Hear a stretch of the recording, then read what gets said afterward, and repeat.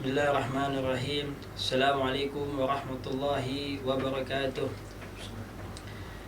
Alhamdulillahi rabbil alamin wa bihi nasta'inu ala umuri dunya waddin. Wassalatu wassalamu ala sayyidil mursalin sayyidina wa maulana Muhammad bin Abdullah sallallahu alaihi wasallam. Subhanaka la ilma lana illa ma 'allamtana innaka antal alimul hakim wa tub alaina innaka antat tawwabur rahim. Rabbi shrah li sadri wa yassir li amri wahlul 'uqdatam min lisani yafqahu qawli.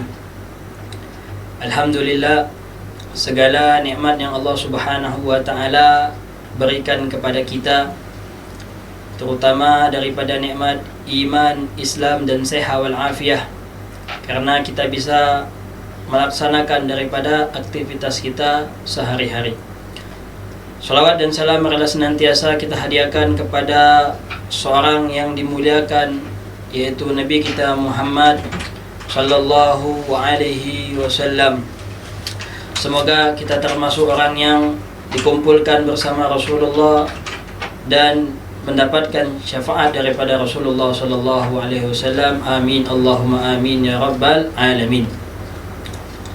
Pada kesempatan sore hari ini kami akan membahas di dalam kitab Ad-Durusul Fiqhiyah yang dikarang Al-Habib Abdurrahman As-Segaf, yang mana beliau menjelaskan tentang daripada solat, yaitu solat adalah suatu hal yang diwajibkan oleh Allah Subhanahu wa taala bagi seorang muslim yang baligh dan berakal.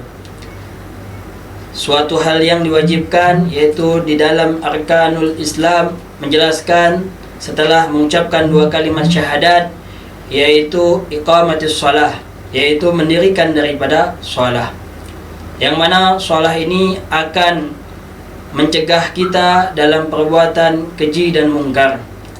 Di dalam firman Allah Subhanahu wa taala, inna salata tanha anil fahsya'i wal munkar. Sesungguhnya salat itu adalah mencegah daripada perbuatan keji dan mungkar. Ketika seseorang salat, maka ia akan tidak melaksanakan sesuatu hal yang keji ataupun hal yang dilarang oleh Allah Subhanahu wa taala. Dengan salat, orang tersebut akan bisa menjadi lebih baik. Dengan salat, orang tersebut akan dikabulkan hajatnya oleh Allah Subhanahu wa taala. Dengan salat, orang tersebut akan tenang hidupnya. Dengan salat, orang tersebut akan nyaman kehidupannya. Maka di sini Allah Subhanahu wa taala mewajibkan untuk kita melaksanakan daripada salat tersebut, yang mana dijelaskan dalam hadis Rasulullah sallallahu alaihi wasallam, "Shallu kama ra'aitumuni usolli." Kata Nabi sallallahu alaihi wasallam, salatlah seperti mana aku salat. Seorang nabi dan seorang rasul pun masih melaksanakan daripada salat, apakah lagi kita orang yang tidak, ataupun orang yang belum bisa apa-apa, ataupun orang yang tidak dijamin oleh Allah Subhanahu wa taala dalam surga, maka kita diwajibkan untuk melaksanakan daripada salat tersebut.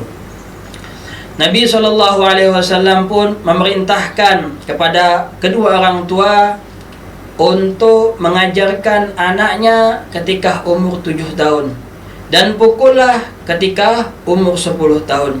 Kenapa? Karena biar terbiasa ketika dia sudah baligh, maka dia akan melaksanakan daripada sholat tersebut. Akan tetapi ketika orang tuanya sholat, maka anaknya pun akan mencontoh daripada kedua orang tuanya tersebut. Ketika orang tuanya mengajarkan tentang sholat, maka anaknya pun akan sholat. Dan sebaliknya, ketika orang tuanya tadi tidak akan mengerjakan sholat, maka anaknya kemungkinan tidak akan bisa melaksanakan daripada sholat tersebut. Di dalam hadis Rasulullah SAW mengatakan, man taraka sholat muta'amidan faqad kafara jiharan. Kata Nabi SAW, barang siapa yang meninggalkan sholat dengan sengaja, maka ia termasuk daripada orang yang kafir secara terang-terangan. Kenapa? Karena amal ibadah yang akan ditanya pertama kali adalah as-shalah. Maka ketika kita ingin hidup kita menjadi lebih baik, maka perbaikilah sholat kita. Ketika kita ingin dunia kita ataupun akhirat kita dikabulkan oleh Allah Subhanahu wa Ta'ala, maka perbaikilah sholat tersebut. Kenapa? Karena sholat adalah doa, yakni doa kepada Allah Subhanahu wa Ta'ala. Ketika kita sholat, maka kita akan berdoa kepada Allah Subhanahu wa Ta'ala. Ketika kita sholat, maka kita akan meminta hajat kita kepada Allah Subhanahu wa Ta'ala. Ketika kita sholat, maka Allah Subhanahu wa Ta'ala akan mudahkan kita baik urusan dunia dan akhirat. Maka dari itu kita senantiasa memperbaiki daripada sholat kita. Kenapa? Sholat adalah suatu hal yang diwajibkan oleh Allah Subhanahu wa Ta'ala bagi seorang muslim yang baligh dan berakal. Di sini musannif akan menjelaskan tentang daripada cara-cara sholat, yang mana di sini musannif menjelaskan tentang daripada syarat daripada wajib sholat, kemudian syarat daripada sahnya sholat, kemudian musannif menjelaskan di dalam arkanus sholat, dan nanti dijelaskan daripada masalah hal-hal yang membatalkan daripada sholat. Di sini musannif membahas daripada kitabnya, yakni Ad-Durusul Fiqhiyah, mengatakan yakni syarat daripada wajib sholat. Syarat wajib yaitu ada 4. Yang pertama adalah muslim. Orang yang muslim akan diwajibkan untuk melaksanakan daripada sholat. Ketika dia mengucapkan 2 kalimat syahadat, ketika dia dilahirkan di bumi ini, maka yang pertama kali adalah mengucapkan 2 kalimat syahadat, dan yang kedua adalah mendirikan daripada sholat.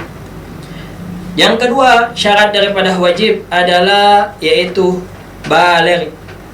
Baligh adalah orang yang baligh, ini orang yang meranjak daripada dewasa. Yaitu tanda-tanda orang yang baligh ada 3. Yang pertama adalah alamatul bulugh salasun. Yaitu tanda-tanda orang yang baligh itu ada 3. Yang pertama adalah al-ikhtilam, yaitu mimpi layaknya suami istri berhubungan badan, maka itu termasuk, dan keluar mani, maka itu termasuk daripada orang yang baligh.